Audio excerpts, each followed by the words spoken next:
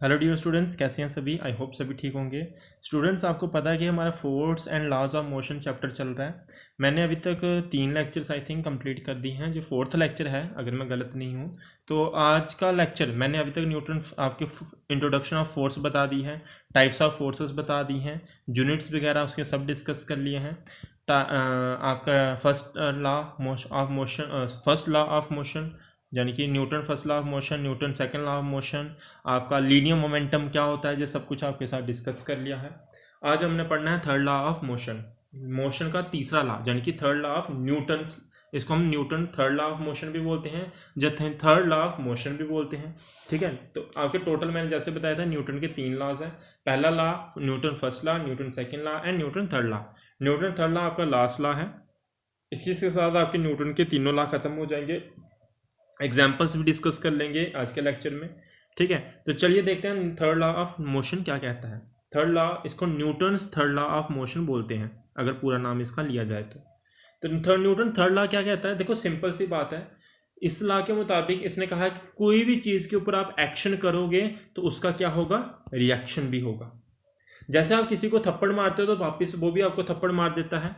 वैसे वैसे तो ये न्यूटन एग्जैक्ट आपकी एक्सप्लेनेशन नहीं है, जिस सिर्फ समझाने के लिए आपको बता रहा हूँ। तो जैसे किसी को आपने थप्पड़ मारा, वापिस वो आपको थप्पड़ मारा, तो अल्टीमेटली वहां पे एक तरीके का क्या लग रहा है, आपका न्यूटन थर्ड लॉ लग रहा है। अगर और अच्छे से मैं आपको एग्जांपल दूं, आपके पास अगर बॉल होगी, रबड़ की बॉल है, तो उसको आप नीचे ग्राउंड के ऊपर मारोगे तो वापिस वो नीचे की तरफ मारोगे, और जैसे ही वो ग्राउंड के स्ट्राइक करेगी वापिस ऊपर चली जाती है। ऐसा क्यों होता है? क्योंकि जो बॉल है उसने क्या किया, एक्शन किया। किसके ऊपर एक्शन किया? ग्राउंड के ऊपर। और इस ग्राउंड ने क्या किया, उस बॉल के ऊपर रिएक्शन किया। रिएक्शन क्या किया, उसने धक्का लगा दिया ऊपर की तरफ उसको। जैसे आपने किसी के ऊपर थप्पड़ मारा था, तो जानी कि थप्पड़ मारना आपने क्या किया, उस पर्सन बी के ऊपर क्या किया, एक्शन किया। तो पर्सन बी ने वापिस आपको थप्पड़ मार दिया, तो मीन्स उसने क्या किया, रिएक्शन किया। तो यहां पे दो चीजें आ जाती हैं आपकी, एक्शन, दूसरा क्या आपका रिएक्शन। को एक बॉडी क्या करती है, एक के ऊपर एक्शन करती है, दूसरी बॉडी उसी के ऊपर इक्वल एंड ऑपोजिट क्या करती है, रिएक्शन करती है। जितनी जोर से आप मारते हो उतनी जोर से वो मारेगा, लेकिन एक्चुअल में ये होता नहीं है। ये सिर्फ समझाने के लिए मैं आपको बोल रहा हूँ। तो यहाँ पे न्यूटन थर्ड लॉ क्या कहता है, न्यूटन थर्ड लॉ ये कहता है every action has equal and opposite reaction.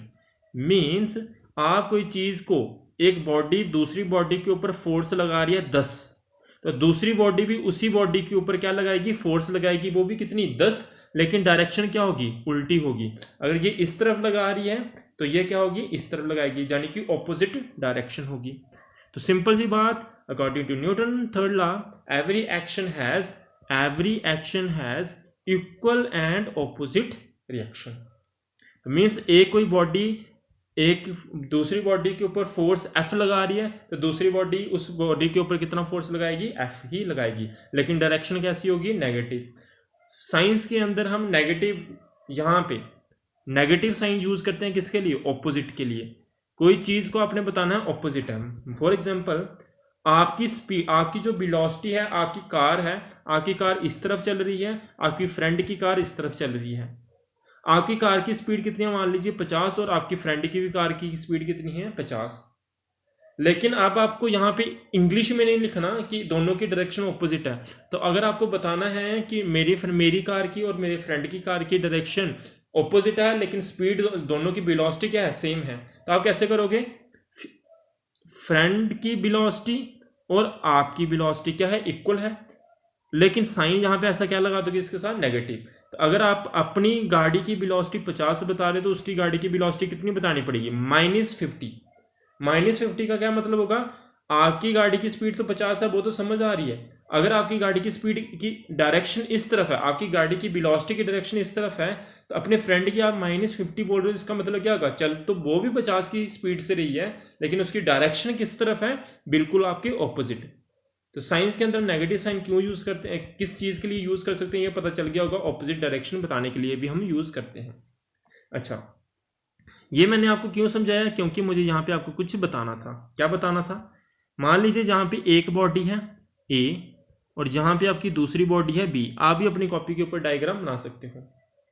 तो ए बॉडी जो फोर्स लगाती है बी बॉडी के ऊपर, किस डायरेक्शन में लगा रही है, देखो एरो दिख रहा होगा आपको, कितनी फोर्स लगाती है, ए बॉडी फोर्स लगाती है कितनी, ए बॉडी फोर्स लगा रही है किसके ऊपर, बी के ऊपर। तो मैं क्या लिख रहा हूँ, एफ ए बी। एफ आपने पूरा बड़ा लिखना है, इसके पाँव के नीचे ए और बी लिख देना है, पाँव के नीचे बिल्कुल छोटा छोटा। तो एफ ए बी का मतलब क्या होगा, body A making action on body B, यानी कि force acting on B due to A. तो एफ ए बी का आपने यहाँ पे मैंने एक्सप्लेनेशन नहीं लिखी एफ ए बी की, तो आप क्या लिखोगे, एफ ए बी मीन्स क्या मतलब है इसका, force due to body A on किसके ऊपर, बॉडी बी। और एफ बी का मतलब, एफ बी ए का मतलब क्या है, फोर्स ड्यू टू किसके ऊपर, ड्यू टू किसके कारण, बी किसके ऊपर, ऑन बॉडी ए। तो दोनों मतलब समझ आ गया आपको। ओके, तो डायग्राम से मैं आपको समझा देता हूं, आप अपनी कॉपी के ऊपर डायग्राम भी बना सकते हो।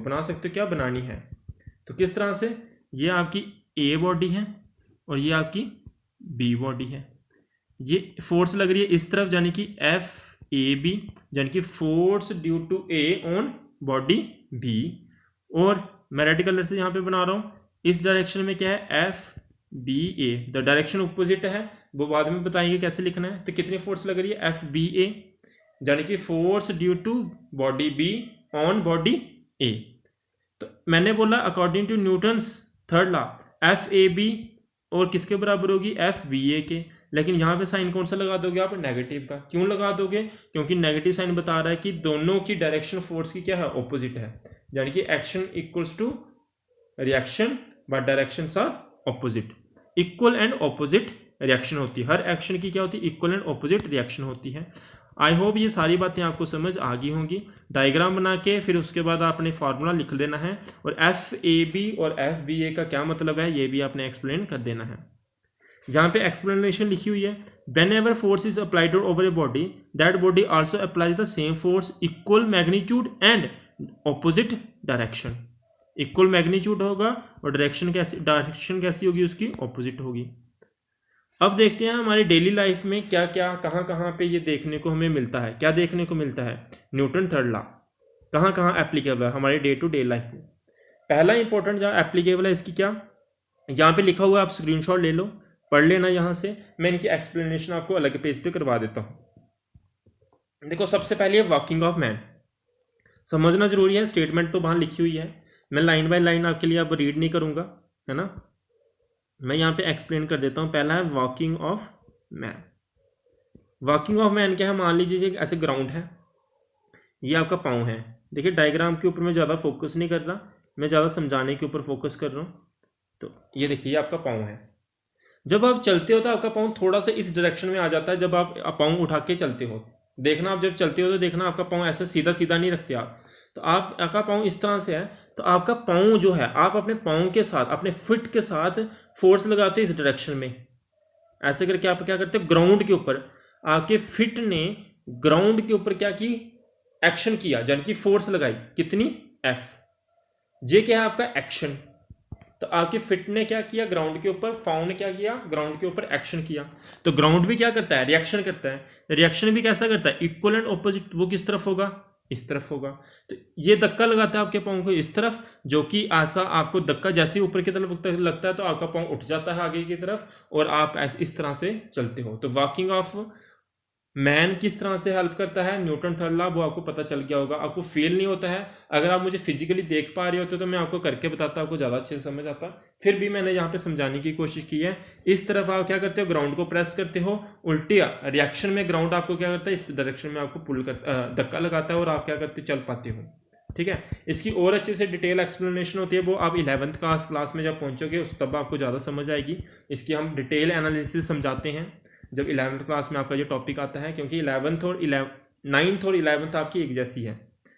नेक्स्ट समझते हैं recoiling of gun. Recoiling of gun, recoiling का मतलब पीछे की तरफ। जब भी आप देखना मूवीज वगैरह में, आप जब भी देखना बड़ी गन्स होती हैं, जब उसके साथ फायर किया जाता है, कोई भी हीरो जब विलन जब देखना फायर करता है ना बड़ी गन से, तो उसने ऐसे कंधे के ऊपर गन रखी होती है, और जैसे वो फायर करता है उसको पीछे की तरफ धक्का लगता है। क्यों लगता है, क्योंकि यहाँ पे लगता है आपका न्यूटन थर्ड लॉ। कौन सा लॉ लगता है, Newton third law. Newton third law क्या कहता है, every action has equal and opposite reaction. तो जैसे वो गन फायर की जाती है, यानी कि बुलेट फायर की जाती है गन की मदद से, तो बुलेट तो चली जाती है इस डायरेक्शन में, मीन्स उस बुलेट को क्या लगी है, फोर्स लगी है इस डायरेक्शन में। तो आपने हाथ में गन पकड़ी है तो गन को भी क्या लगेगी, फोर्स लगेगी, लेकिन कैसी, इक्वल फोर्स लगेगी, पर डायरेक्शन कैसी होगी उसकी, ऑपोजिट, इसलिए उसको पीछे की तरफ धक्का लगता है, जिसको हम क्या बोलते हैं, रिकॉइलिंग ऑफ गन। तो रिकॉइलिंग ऑफ गन किसकी वजह से होता है, आपका न्यूटन थर्ड लॉ की वजह से होता है। ये भी बात समझ आई होगी आपको। और भी बहुत सारी एग्जांपल्स हैं। स्विमिंग करते हो, देखो आप पानी को, जैसे आप हाथ के ऐसे करके हाथ के साथ पानी को पीछे की तरफ खींचते हो, तो आपका पानी क्या करता है, न्यूटन थर्ड लॉ के मुताबिक आपने पानी के ऊपर एक्शन किया तो पानी बिल्कुल इक्वल एंड ऑपोजिट रिएक्शन करेगा, तो आपको आगे की तरफ क्या कर देगा, धकेल देगा। तो आप पानी को पीछे की तरफ धक्का लगाते हो, एक्शन करते हो, पानी आपके ऊपर रिएक्शन करता है और आपको आगे की तरफ भेज देता है। सेम आपकी बोट जैसे चलती है, वो भी इसी तरह से चलती है। तो अब वो आप पानी को भी वहां पे पीछे की तरफ धक्का लगा देते हो, पानी आपको आगे की तरफ धक्का लगाता चलता है। तो न्यूटन का थर्ड लॉ लगता है वहां पे। आई होप आपको ये सारी चीज़ें बातें समझ आ गई होंगी। आपको कुछ समझ नहीं आया तो वीडियो के नीचे कमेंट करके आप मुझे पूछ सकते हो। जो बच्चे व्हाट्सएप पे ग्रुप में हैं तो वो वहाँ पे भी मुझे पूछ सकते हैं। प्लस आज की वीडियो के नीचे आपने कमेंट करके मुझे बताना है न्यूटन का सेकेंड लॉ की स्टेटमेंट आपने नीचे लिखनी है और न्यूटन के थर्ड लॉ की स्टेटमेंट आपने कमेंट सेक्शन में नीचे लिखनी है, और साथ में अपना नाम लिखना है ताकि मुझे पता चल सके किसने आंसर करा है और किसने नहीं करा है।